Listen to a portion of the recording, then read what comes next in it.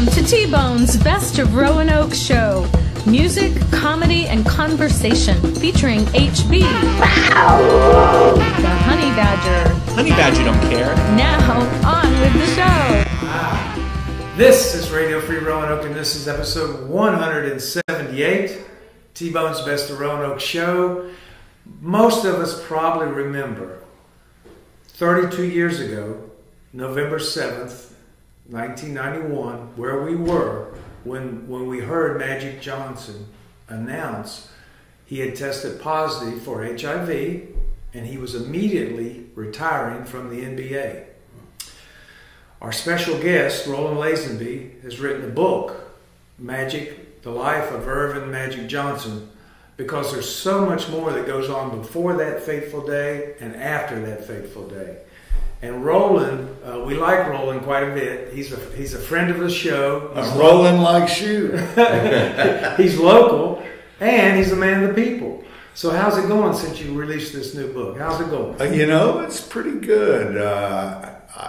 It's been a little busy. I suffered a torn quad before the launch of the book, and so this has been a different experience. With your book launch, you're supposed to get busy and hop all over the place, and I'm doing some hopping, but it's not all over the place. So what you're saying, Roland, is you can play half court, but not full court. There you go. Yeah, I'm not even sure I can do any more than sit courtside right now. Well, I've got this book on Audible, right? Yeah. I'm going through it. And you tell me if this is fair. To me, it's reading like a classic three-part play. Rise, fall, redemption. Is that fair to say? Yeah, I think that's the arc of a lot of lives. Mm-hmm. Particularly when you're talking about famous people, they have this rise. They do these things, and boy, it gets going. And it's also a classic romantic comedy, romance happens, things get going, and somebody does or says the wrong thing and it all falls apart, and you got to put it back together again. I think that's the timeline for Humpty Dumpty. Yeah. Well, like I heard you say this, and I thought it was so good. It's a big book, but Magic has led a larger-than-life life. So, there's a lot there. It's that's that up here. It's a beautiful thing. Now, it's a big book. It took it out of me 5 years. It took it out of my wife and I. She, of course, always is. My wife Karen is an angel. More than that, she's technology. She's wisdom. She's smarts. I can't even, there's not... Grace, everything. Yeah, all of that. It's just unbelievable. Well, there's so much there in the book, but I think what we'll do is we'll break it down into three parts. Good. And this is typical of your books because you do such deep research. Let's spend 5 minutes on family history. Let's spend 5 minutes on the basketball history from high school through the pros. Right. And then let's spend the last 5 minutes on Magic the businessman because there's so much there I didn't know about and I'm learning. Yes. So with his family, there's you start the book off. There's the dad comes from Mississippi, mom comes from North Carolina. Tell us a little bit about Christine, his mom, and Irvin, his daddy, and even a little bit. Give us an overview of his older brother, Larry, because they play all prominent roles early on. They do. It's sort of a complicated tale, but.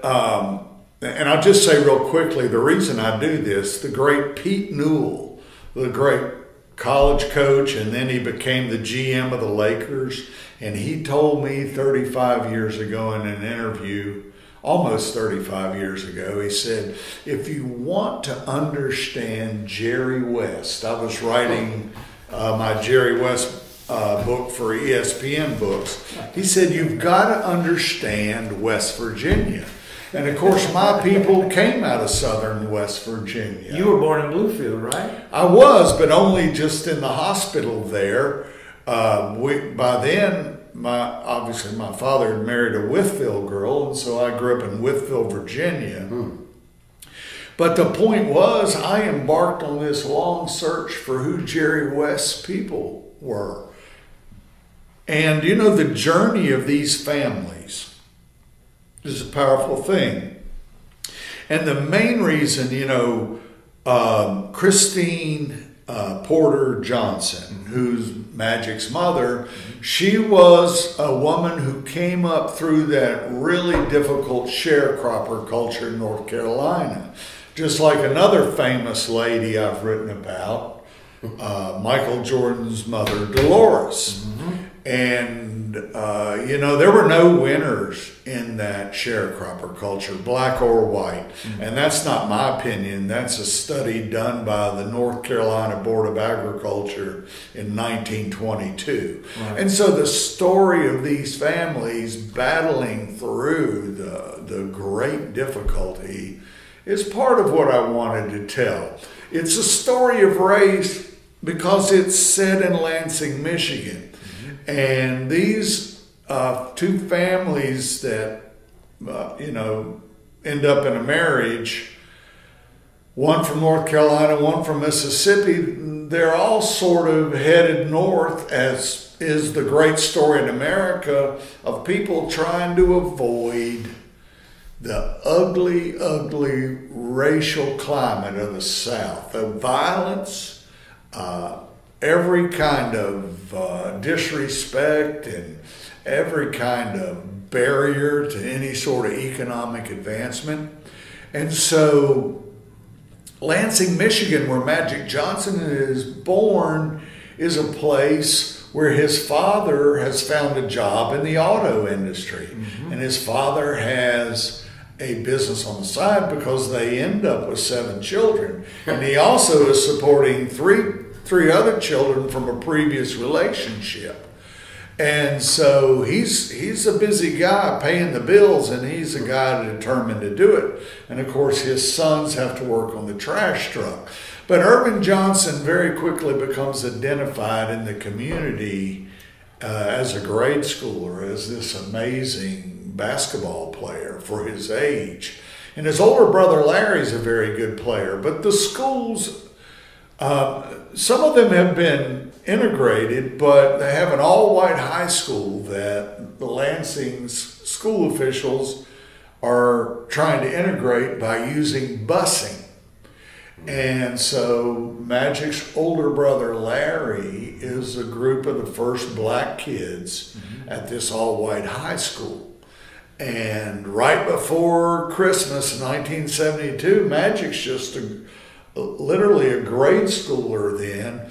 His brother's one of the first 5 black boys on the JV basketball team at Everett High School. They're all kicked off the team. And you can imagine that touched off, considerable situation in the community. It was really tough. 4 of the boys accepted their dismissal. One of them, Magic's brother Larry, did not. It was a very angry, ugly thing that played out for a couple of years. And of course, Magic himself wasn't named Magic. He was Junebug. He was Irvin Jr. And his brother, he shared a bed in the Cramp Johnson household with his angry brother. And probably every night his brother was telling him how he was not going to play at Everett. And so that set up a big decision because the school board, the Johnson family only lived a short walk from the school where they were going to go. Yep. But the school board said, you have to go to Everett. We're busing you in there. And the Johnson parents, young Irvin himself tried every way possible, even wrote a letter to the school board. But Johnson's parents said, the school board says you got to go. You're going, son. Yeah. And they were, they were very by the book people in every way. And I believe, if I remember right, Irvin's known for his smile, that magnificent smile, but he got that from his mama. Right, he did. And Sports Illustrated noted that Magic Johnson had one of the two great smiles of the 20th century, Yeah. the other being Louis Armstrong. So Yes. that sort of tells you the emotional power that young Irvin could put forth. You can't argue with that. Before we move on to his basketball career, though, were you ever able to solve that great riddle, Roland? Irvin was the third son of Irvin Sr., and usually the first son is Irvin Jr., but yet Irvin is Irvin Jr. Were you ever able to figure out how did that happen? Well, you know, there's so much of Magic's life that's a mystery. He's not called the magician. He's magic itself, you know, and it's such a big life. I have my thoughts on that, but I haven't stated it, and I'm probably not going to. So we'll move on. But anyway, Right. that struck me as curious. Right. So he's in the 10th grade. He's starting to blossom, and he's well known in the area. Right. And a local sports writer throws out the name Magic. He becomes Magic, Oh, is that why? and it's picked up by everybody. Yes. Right, and then he's known as Magic in high school, starting in the 10th grade, 1974. He gets to Michigan State, wins the NCAA title in 1979 against Larry Bird. Right. Goes on to the Lakers. He appears in 9 championship finals, wins 5 of them. Right. But 9 championship finals out of, I think, 13-year career. Wow. So a wonderful, wonderful history. So what things popped out or jumped to your eye when you were going through his basketball history from high school or college or pros? You thought, wow, that's great. That shows a lot of character, or it's a funny story. What could you share with us about that time frame, his basketball years? Well, there's never been a guitar player like Jimi Hendrix. Right. He totally different thing. Upside down, strung left-handed, crazy guitar. Played it with his teeth. Played it every way possible. And there have been a lot of great guitar players, but nobody like Jimi Hendrix. Well, you could take Jimi Hendrix out of the equation and guitar, and you could say there's never ever been a basketball player like Magic Johnson. And in the process of being all that he could be, he revolutionized and changed not just basketball, but basketball coaching. And he's got that smile, you know, he's got all that emotional intelligence and energy and that rah-rah. You know, a lot of athletes don't like to be rah-rah. It's sort of a rookie thing. But Magic made it work his whole career. He was a rah-rah guy, start to finish. But the other thing he was, behind all that great facade, it's almost like the Wizard of Oz, the Magic of Oz, because he is a control freak like no other. Oh, okay. And he set the agenda as a young guy, a grade schooler. He was going to play the game a certain way that hadn't been played before. And as Dale Beard, his high school teammate, and the best man in his wedding, explained to me, you had to play the way Magic wanted you to play. If you didn't play his way, you weren't going to play. You were going to be on the bench. Now, Dale Beard wasn't saying you had to play the way the coaches wanted you to play, because that is the standard. But the coaches bent their desires to what Magic could do. They were smart men who, particularly George Fox, the varsity coach at Everett, he had won a state championship as a player. He had been a coach, but he understood basketball, and he understood he had a very unique talent. They didn't declare that Magic Johnson, as he got up over 6'8", was the point guard, but they allowed him to play like the point guard. That's right. And it all hinged on Magic Johnson's tremendous ability to rebound the basketball. Because once he got the ball in his hands, he was up the floor and gone. And he told those guys, you get on the wing, you better be looking. I'm going to pop you upside the head with the ball. And that was the name of the game. And they ran like nobody ever had, and he ran like nobody ever had. He got to Michigan State, and Judd Heathcote did not want a player passing off the dribble, and that was Magic Johnson's genius. He takes that ball, no look one way, no look the other. He'd take it right off the dribble, and just, it was all the element of surprise and timing. And so soon Magic set in, and they had quite a battle over the 2 years Magic was at Michigan State. But Magic eventually forced his way on those things. Mm-hmm. When he got to the Lakers, he had controlled everything to that point, but he ran into the one figure that you weren't going to control in American basketball. Kareem Abdul-Jabbar. The captain. And Magic did a look and said, I'm going to take a step back. Yeah. Because it's his team. I remember the first game that they played together, and they won. Lakers won. And, of course, Kareem had been there and done this many times, winning a regular season game. It was the first game, and he runs up and jumps up. And Kareem hit the winning shot. Yeah, okay. And so Magic runs up and is just going crazy. And Kareem, calms him down, says, hold on.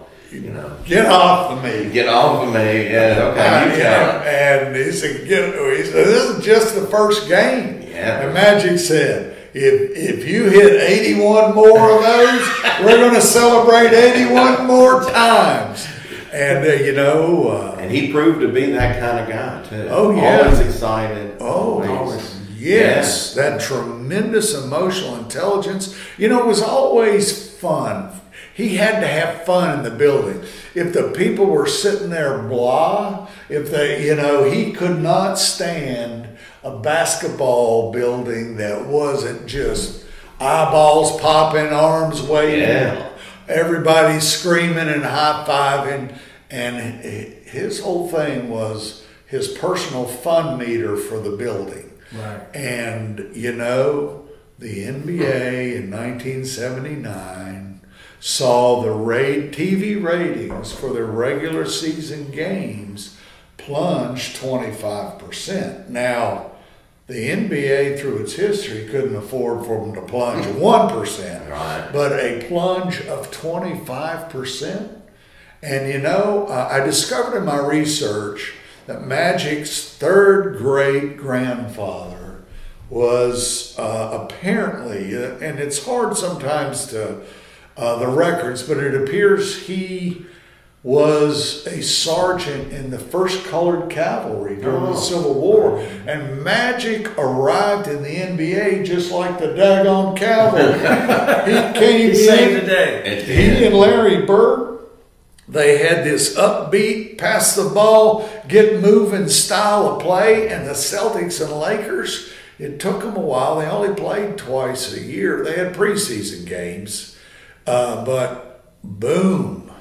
Once they finally got to going at each other in the league championship series, any thought of bad ratings flew away. Yeah, it went. I think that college championship game it was Indiana State, against Michigan. Yeah, highest ratings, highest TV ratings in history, never been equaled. Yeah. Before we move on to Magic as a businessman, Roland, how would you size up the relationship between Larry Bird and Magic? Is it what we see on TV, or is it a little different as you might expect, or how would you size it up? Well, that's a well-worn subject. But Bird, and I did the Celtics Green Book for 5 years. That's where I really started in the NBA, and I used to sit in the arena. I'd get up there in the old garden, smell like piss. But watching Bird do his pregame shoot-around with Joe Cotado, the trainer, rebounding for him. And, it was just a delight to watch. And by then, I started doing that in the spring of '88. And by then, Bird had been through all the wars. He had made a couple of shoe commercials with Magic. they did not like each other. But Bird was not there to be friendly and welcoming to all these other players. The first time Dominique Wilkins came in as a rookie, Bird wouldn't shake his hand, was playing mind games with him. And he would just a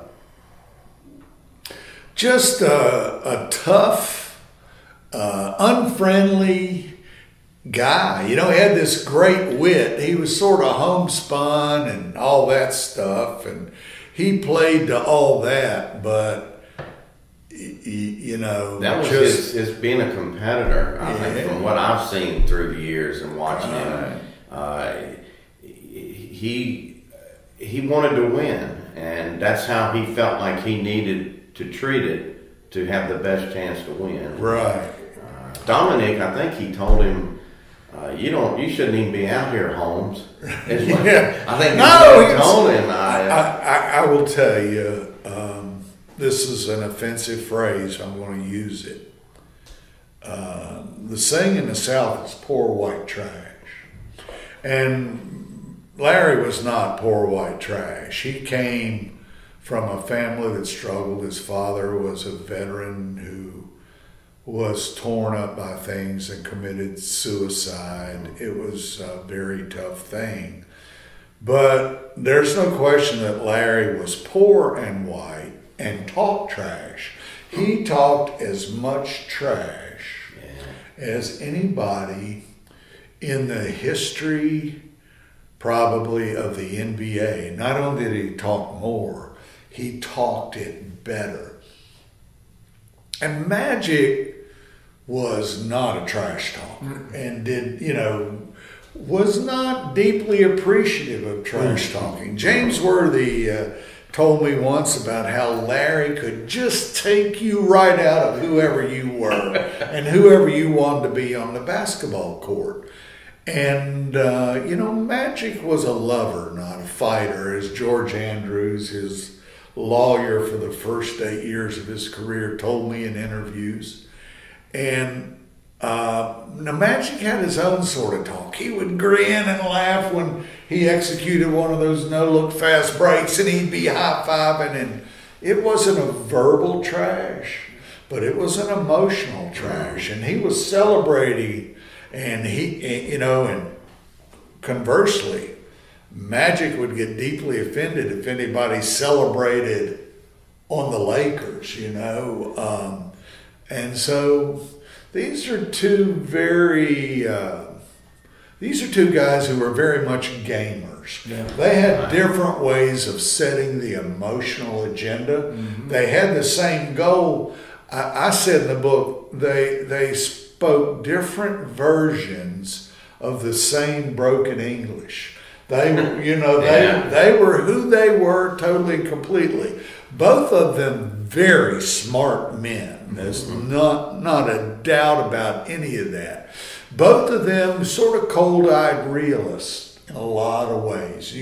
Coaches have to be cold-eyed realists or they don't last very long. And if you're a player like Bird or Magic and you're a coach on the floor, you're the front line of being a cold-eyed realist. Who can play, who can't, who needs to be out here, who doesn't. And Larry Bird, just to answer it, if there was somebody on the other team that was weak and couldn't guard him or couldn't hang with him on the floor, he'd go over and announce it to the other bench. You got to get this guy off the floor. He can't play out here. That was part of what he did. Yeah. He was not shy. I mean, Bird was quiet. Right. Yeah. But he was not shy about articulating the truth of the moment on the floor. I guess the best way to put it. Well, speaking of smart, Magic's career ends abruptly. He does have a couple. It was a well-directed Lakers attack that captured the first two games of the NBA Finals. Los Angeles was impressive with their passing and relentless with their running as they overwhelmed a hobbled Celtics team. It was obvious the defending champions were vulnerable. This concludes the first part of our interview with Roland Lazenby on his new book, Magic, The Life of Earvin Magic Johnson. As Magic's NBA career winds down and he announces he is positive for HIV, He goes from a beloved to a feared figure. Stay tuned for part 2 as we see how Magic responds and where he is today. And reserve center Greg Kite, whose tireless labor in the trenches helped spark their victory.